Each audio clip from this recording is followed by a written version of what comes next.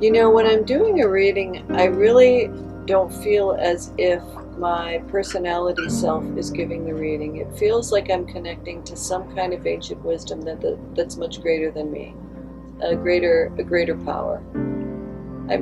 Maybe some people would call it God or the universe, but I feel like I'm accessing information beyond my personal, small, individual ego self. When I was a little girl, I was always compelled by two things: art and tea leaf readers. I wanted to grow up and be a tea leaf reader more than I wanted to be an artist. I really wanted to be an artist. My mother would take me to Old Town in Chicago, right? And we'd have the psychics read the tea leaves, and I was just absolutely fascinated. Um, it can't be overlooked that my parents actually named me Sybil. The Sybil in ancient times was the one that generals, pharaohs, kings, and regular people consulted before big decisions. It is unfortunate that today in our culture that there is a taboo against this knowledge, because it seems to me if we were able to access it individually, we could access greater knowledge and hopefully make more knowledgeable and wise decisions. You know, it is such an honor to be able to read people, I have to say. It is such an honor to be able to see the authentic part of people. It is so beautiful, it is so powerful. It's such an honor to be able to help people. And most people are really on the right path, they're just a little stuck. Maybe they're stuck with some kind of resentment that they can't get past, or they can't see the path through the forest, but most people just need a little bit of nudging, and they have a sense about where exactly they should go. So, thinking the thought of he hurt me, and I don't know if I can forgive him. It is an anchor. It feels heavy. It is. It's hard. It's cold. It takes a certain amount of energy to maintain that thought. So really it's choice. So that's why I never suggest anybody think differently unless they really want to.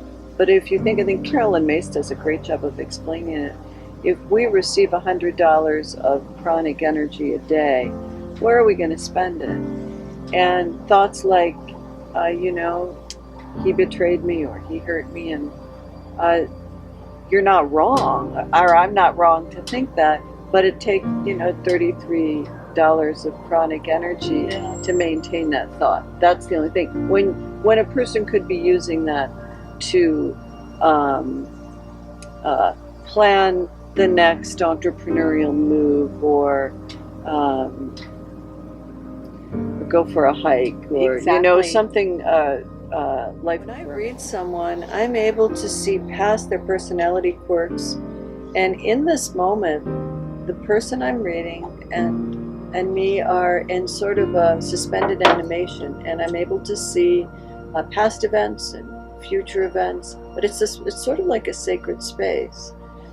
I often get people who've never had a reading before, and I encourage people to be discerning. They don't have to have a closed mind. A closed mind can actually inhibit an accurate reading. But if someone can suspend disbelief and have at least a contemplative mind or an open mind about it, I'm able to offer information that's very specific. And I encourage people not to believe any psychic or any intuitive. They should be able to produce some factual information that there's no way that they could know.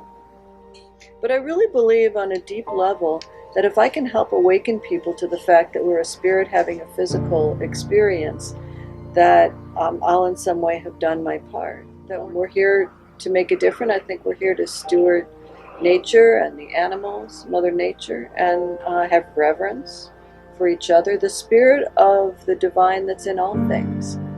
And so if I can make a small difference, that makes me feel really good. Makes me feel like I'm doing my work.